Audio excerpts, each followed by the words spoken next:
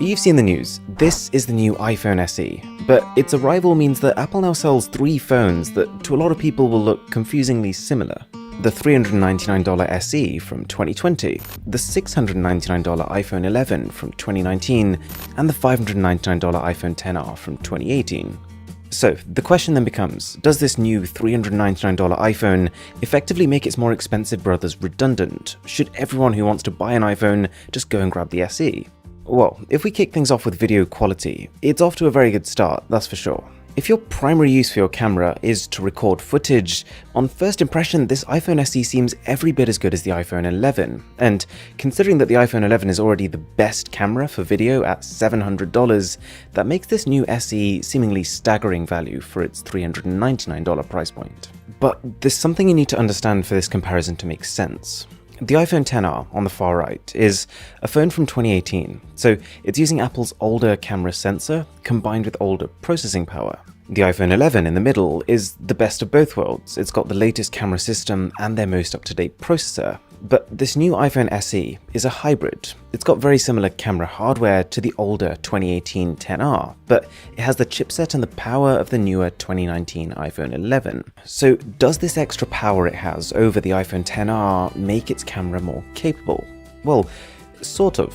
All three phones can shoot at 4K resolution, and they all use something called Smart HDR, which is basically Apple's way of saying that we can make sure all parts of the image are well exposed. But the iPhone SE and the iPhone 11, thanks to having the most up-to-date chips, have a more advanced version of this. The ability to identify every single object in a scene and then make sure that each individually is correctly exposed. Can you tell though?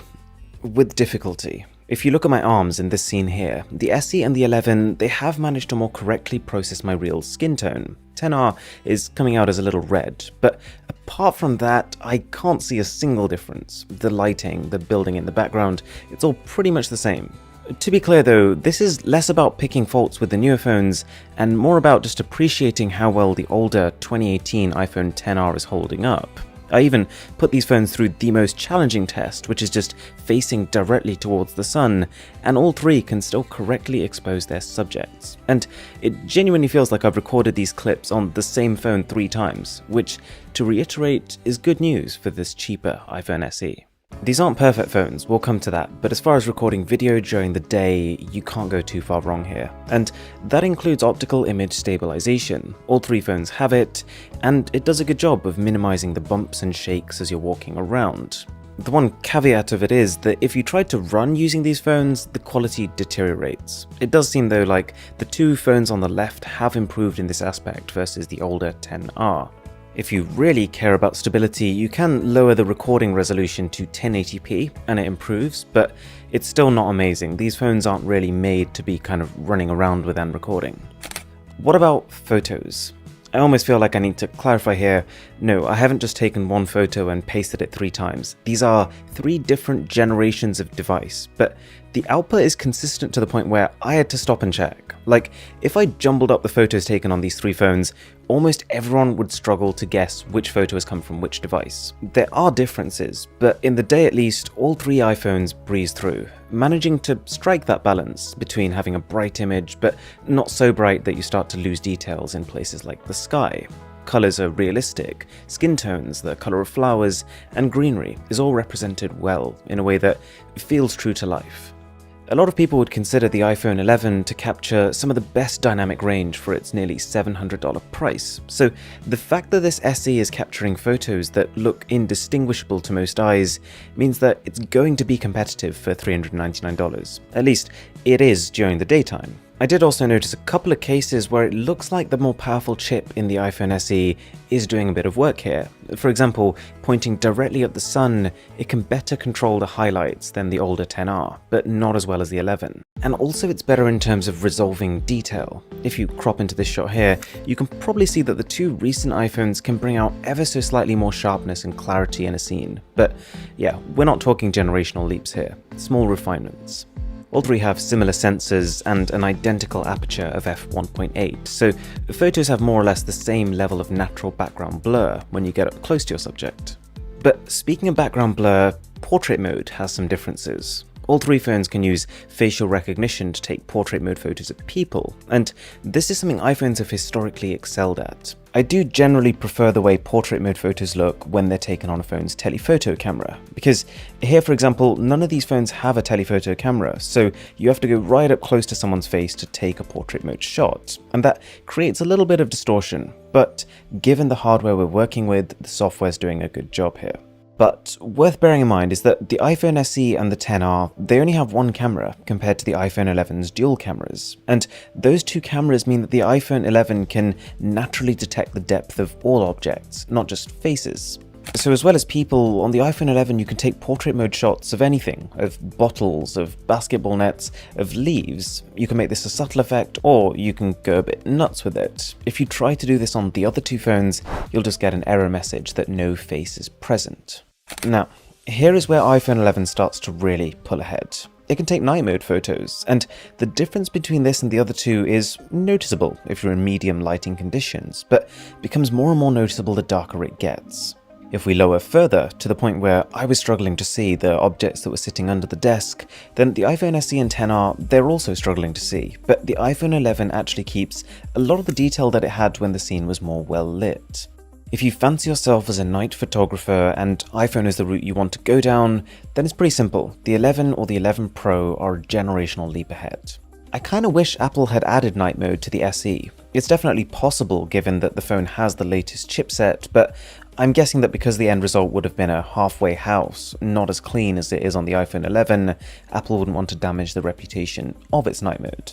The smaller flash module on the back of the SE was also initially worrying to me, but it's actually fine. It can still fill a pitch black room with light and still take crispy shots, albeit with slightly more noise than on the iPhone 11.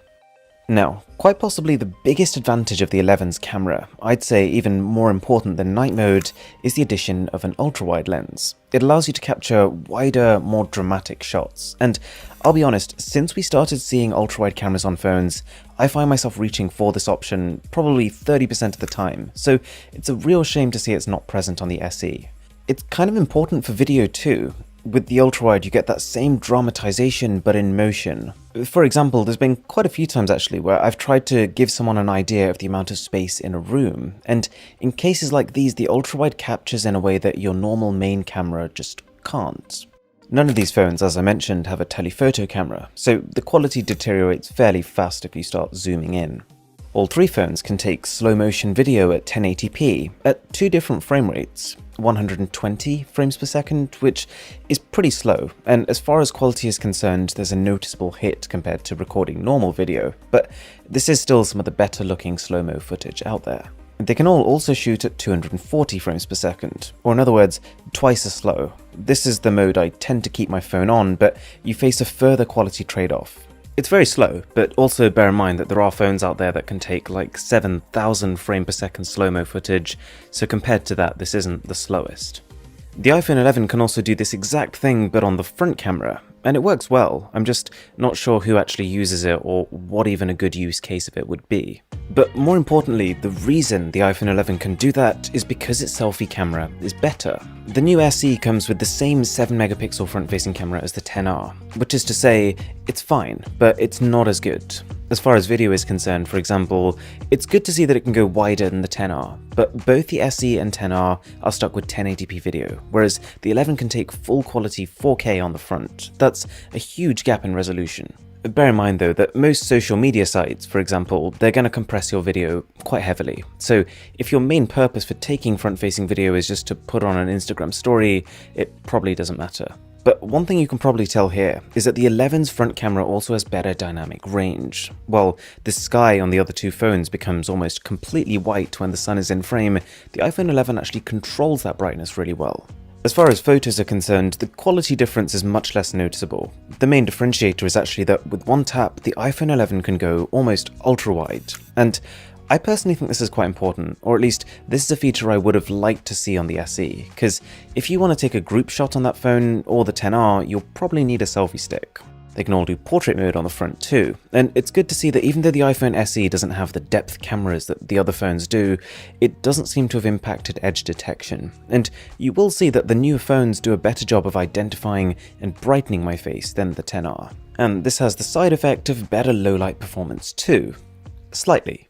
So, in conclusion, the iPhone SE camera, it trades versatility for reliability. There are a whole sea of Android phones at $400 that can do more. They have ultra-wide cameras, they have zoom cameras, some can take brighter photos in extremely dark environments. But as far as having a camera that I've been able to rely on, as far as having a camera that I could just hand to a random stranger to take a photo of me and trust that there'll be a good result from it, no other $400 phone I've tried so far is quite as good as this. It's pretty good at everything and extremely good at video, to the point where for most people, as far as the camera is concerned, the existence of this new SE all but invalidates the XR.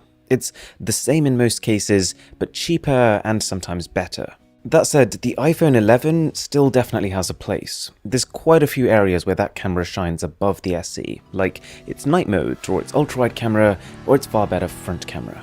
Thanks a lot for watching. If you enjoyed this, a sub would be massively appreciated.